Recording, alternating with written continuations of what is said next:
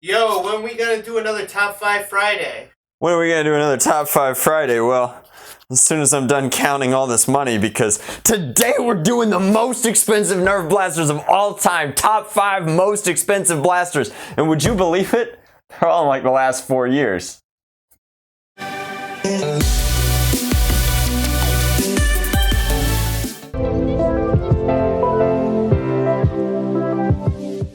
Alrighty guys, so coming in at number 5 we have this behemoth of a blaster. Now, it is big. It's big, it's beastly. As PDK would say, it's girthy. It's got a lot of girthiness to it, this blaster. This is the Mega Mastodon. It hit us in 2016 for a little less than one of these guys. It hit us at 80 United States dollars. Now, there are going to be a couple of points in this video where I talk about translating currency because it is relevant. Some of these blasters that we're going to talk about went onto the international market and stage, where once exchange rates hit them, who knows what happens. It goes absolutely crazy. So the Mastodon gave you 24 full auto mega shots and realistically was not super well received, at least by the performance community. Like, this blaster did not do well. It was 80 United States dollars. It was expensive. It was too big for children to wield. This was an adult only blaster and its ergonomics were awful and it was heavy. What the? Can you guys hear that? Every time I pull the rev trigger, it makes this like little doot noise. That's wild. Anyway, so a huge blaster had to be kind of wielded juggernaut style like this, very Rambo-esque, but really didn't deliver the kind of performance that you want for 80 United States dollars. Like, it was very expensive, it was very heavy, it was nigh unwieldy in a lot of ways, and I mean, mega ammunition costs so much that feeding it in general was difficult. Like, what we did not need was a full auto mega blaster. The mega darts really kind of found their stride in like sniper-esque blasters like the Thunderbolt and the Centurion, both of which, by the way, cost less money than this thing. So this one coming in at number 5 for 5th most expensive blaster is actually not one that I could recommend at all. Like, I didn't think it was particularly good. I used 2 once in an SE&C war and I was not particularly impressed by the performance because you wind up slinging them from your body and doing this number, and then when they're empty, they are empty. So like the FDL-1 was a full auto mega blaster that did much better despite being by all purposes a prototype. It was much more effective than this full production run blaster, but that is the Mega Mastodon. It is our number 5 blaster. It was expensive, and the fact that we're starting this list at $80 is insane. Let's go! So coming in at number 4, we've got this guy. Costing one whole bill, we have the Nerf Elite Rhino Fire. Now, the Rhino Fire was actually pretty cool for its time. It was a integration pre-done. It was 2 blasters slapped together. Now, the only issue being that they used one set of like flywheels to power them. So just like a really funky blaster, very prone to hiccups. A lot of these expensive blasters are expensive because they're big, so they cost a lot in shipping, realistically, and plastic and materials and stuff, but the shipping is the killer. The boxes are bigger, so they take up more shelf space, so you have to price that into it, and the Rhino Fire was no exception. Like, the Rhino Fire was huge. It didn't collapse at all. Like, it was a big blaster on the shelf, and had this funky butterfly trigger, and to date, I still get people that I film with frequently having major issues with the butterfly trigger. The butterfly trigger requires you to rev and then fire, and most people grab it and think that it's just a regular trigger, and they do this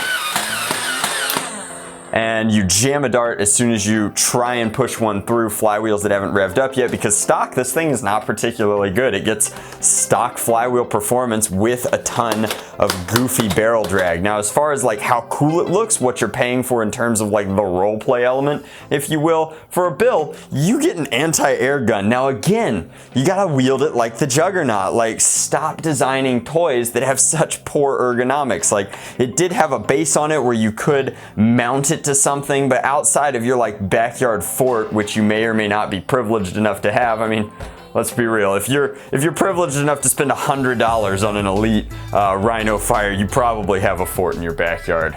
I'm jealous. But this thing is humongous. And that's kind of the overarching theme for these blasters. They tend to be big, they tend to be overly complicated in some ways, and it's expensive. So I think that this one did significantly better because this was big deal. Like, it happened in 2014. It was a $100 blaster. It was huge. It was gaudy. I know that my buddy Jared bedazzled one before he broke his big world record. Like, they're really, really cool. Out of all the blasters on this list, it's not my favorite, but I at least understand this one, and it's certainly preferable to the Mastodon. But $100 got you a dual firing 50 dart capacity. You could throw 35s on if you wanted to, so 70 dart capacity if you wanted to go that route.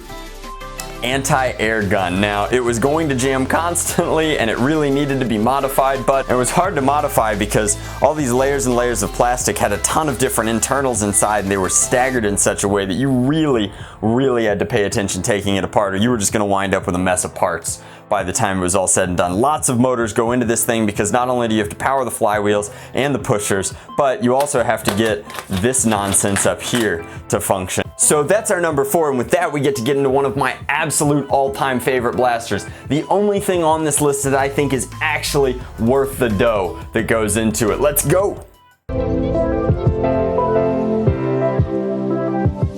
Alright, so coming in at $100 we have the Nemesis. Now the Nemesis is a game-changing blaster. This is the light machine gun for the rival game type battles, whatever you want. Like, if you are using a rival blaster, the Nemesis is the best rival blaster on the market today. Like, it's insane. They paint nice, they hydro pretty well if you have a big enough tank, and they deliver the hits. They're easy to modify. Only 3 motors go into this thing. They're all robust enough to handle a 3S. Like, this is well worth the $100 you're going to spend to pick one up if you're buying one in 2017. Now, I know what you're saying. You're at home and you're like, Drac, why is this one 100 and the Rhino Fire is 100? Well, I want to talk about finance briefly. So you can look at what the blasters released for internationally as flagships to kind of find out how expensive they were compared to the rest of the world. Nerfing is an international hobby. Just because I happen to be located in the United States does not have anything to do with my opinions on like blasters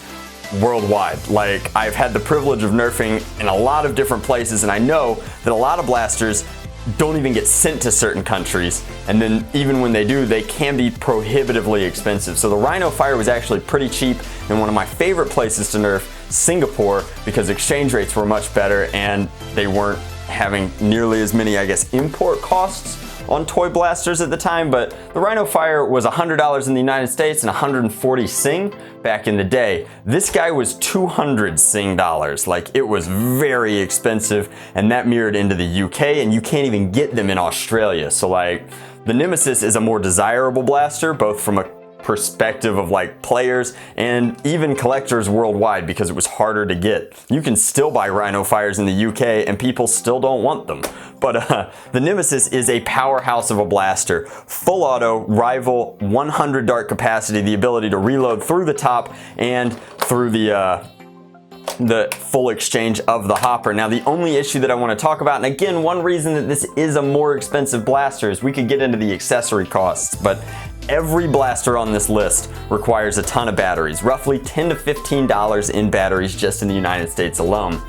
This one is best served with a rechargeable battery. I've lipo modded all of them, but that's not what we're getting into. Like, they're expensive. So in addition to the $100 this cost, it cost an extra $12 to fill the battery tray just to get it to run, and you had to feed this thing. And like, I'm not joking, guys. Like, every time you want to put a hopper into this, at least when it came out, like, it was expensive. Like, the Rhino Fire, at least you can fire like 1 cent AccuFakes, cheap darts all day long out of. But this thing was ridiculous. You just shoved money into your Nemesis, like, constantly feeding this thing. Like, you have no idea how much money I've put through Sauron just using it at SE&C Wars alone. That's not even to mention like End War. Like, I've probably put $500 in rival rounds through this because we still don't have a good alternative to buying headshot or genuine Nerf ammo. So if you're watching this video and you want cheap Nerf ammo, like, this is a video about how expensive all these blasters are. I will put in the description box the cheapest ammo I've found that's still decent for both rival and AccuStrike darts, and the difference is staggering. You can get AccuStrike darts for less than a penny a pop. to get rival rounds, you're still basically shooting quarters. And when you're shooting full auto at like 12 balls a second, like BPS,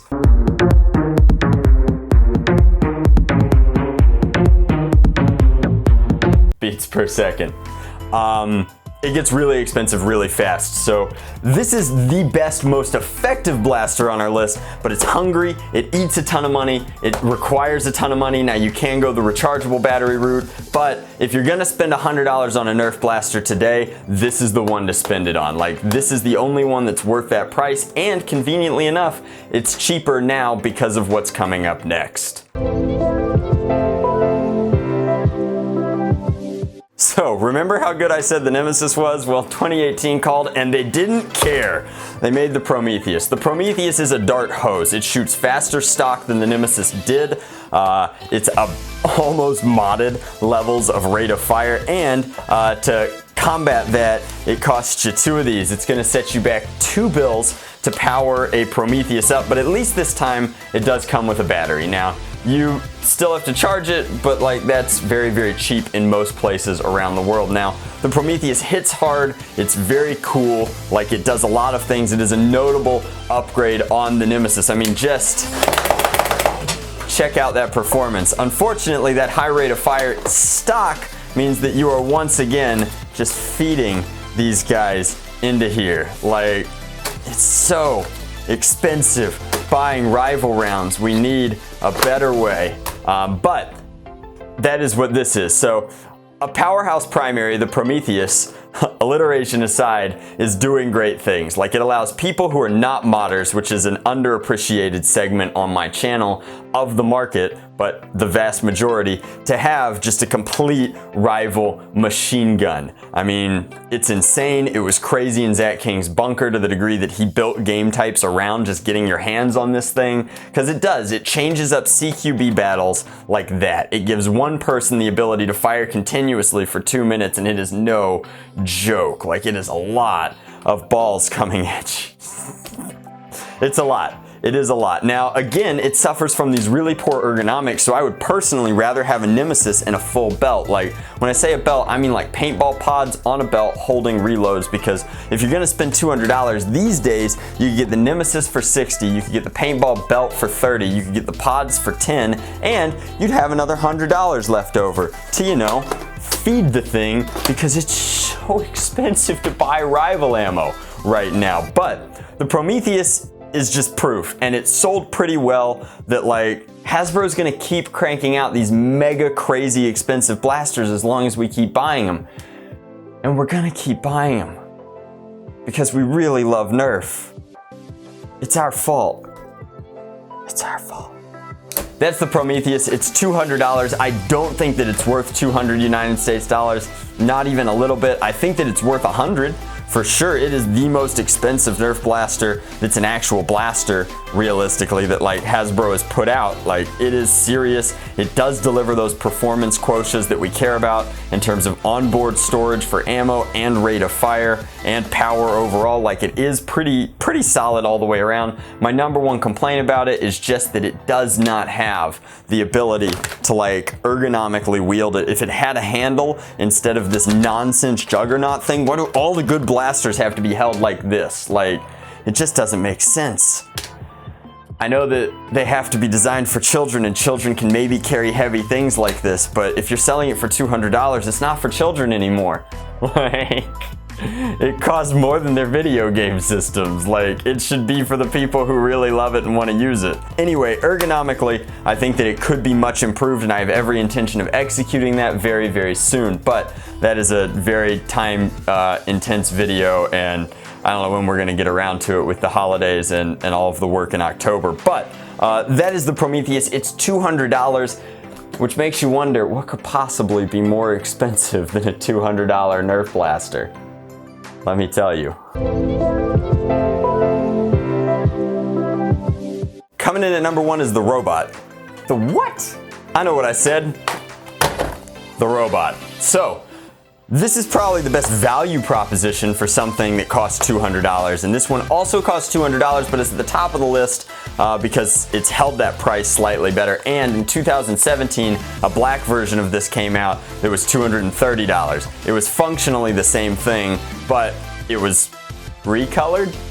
Anyway, the Terra Scout does a lot of different stuff. So first off, it records everything that it sees, and you can, I believe, record it onto a built-in SD card up in here if you want, but it also gives you a full heads-up display on a remote control. It travels throughout the battlefield for you. You can plug 4 onto different channels. It's featured in the NBL, like as a hero. Apparently it's better at nerfing than I am, but this is the Terra Scout, and it is a super sweet blaster. Like, the Terra Scout is functionally a rapid strike inside, but a super compact mini rapid strike. It's like a rapid strike pistol strapped to a tank. So the tank is actually a really cool feature. At first I didn't believe the hype. I didn't think that this would be very good, but I've taken it to SE&C Wars and I love it. I love the ability to sit in a lawn chair and play in a round with a heads-up display that shows you in real time what it's doing. Its ability to fire is pretty decent, and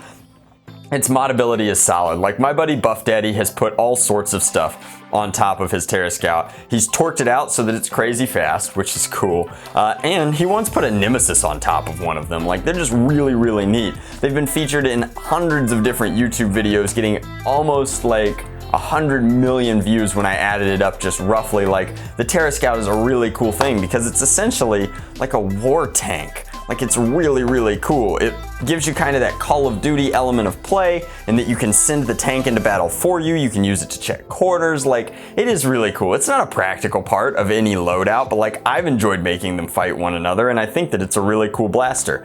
The fact that it's a rapid strike to boot makes it pretty effective overall. I still keep meaning to take one of these apart and modify just the heck out of it, because I think that the overall aesthetic of the thing is very cool in general, and most people didn't want to modify it because it was so expensive. But up in Canada, when the new one came out in 2017, this one could be purchased for 60. You heard me right, 60 United States dollars equivalent in Canada. So I do have one extra one that I would be happy to cut up. But these days they're pretty hard to find on the shelves. I think that the Terra Scout is really cool, and it's definitely unequivocally the most expensive blaster because it is a blaster. It just happens to have a tank attached. And honestly, if I had to pick the best value out of this entire list of the top 5 blasters, it would 100% be the Nemesis. But if I had to pick number 2, it would be the Terra Scout. And I'm putting that in like smiles per dollar. Like, I have had more fun with my Terra Scout than I've ever had with the Prometheus, the Rhino Fire, or the Mastodon combined, just because the ergonomics of them is so terrible. If there's one lesson to take away from this, like, it's that if you're going to design blasters that cost a bill, you should make them usable by as many people as possible. And I think that reasonable ergonomics beat the cosplay element of having a machine gun. Like, man, I gotta have a talk with Stallone. He really ruined some stuff for us. But that's my top 5 most expensive blasters of all time, and I do want to take just a quick time out here at the end to be like, where do we go from here? Like, they have gotten so expensive that Nerf blasters in general, purchasing the flagship blaster every year is greater than the cost of most other entertainment. Like, it costs more money to buy a Prometheus or to buy a Terra Scout than it does to go to the movies all year long. Like, that's pretty crazy. It costs more money to buy either of those blasters than 3 full-size title video games for console or PC. It costs more money to buy either of these 2 blasters than it does to go to any full-size convention, which is a whole weekend of fun.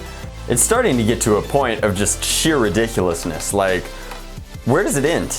If we start getting the $300-400 Nerf blasters, like, maybe they'll be the most amazing Nerf blasters of all time, and I'll be really, really excited to be proved wrong here, but I have a hard time imagining any Nerf blaster that's currently worth more than the cost of my groceries for a month. Like, would you rather eat or Nerf? Well, the truth is, I don't know where we go from here, but to answer my own question, I guess it's Nerf or nothing.